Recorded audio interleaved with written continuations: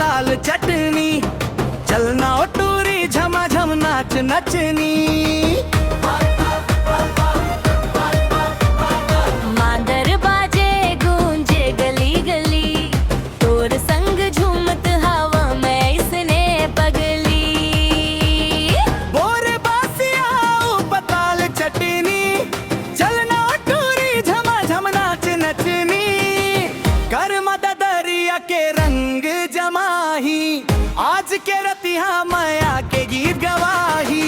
कर मददरिया के रंग जमाही, आज के रतिया माया के गीत गवाही।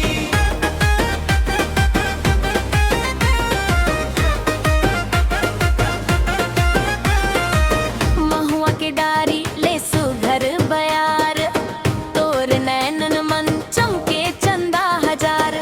पैरी के छन छन कर थे कमाल, देख के तोला धड़के मोर दिल बेहाल। गाँव के चौरा मच गे धमाल, नाचे जवान औ नाचे सब बाल। ढोलक के थाप मंझू में जवानी, रंग डारे फागुन जैसन कहानी। अरे हाय रे टूरी हाय रे रानी, तय हंस गाँव भर के शन सयानी। घूम घूम के झन झन पायल बाजे, देख के तोला सबके मन राजे।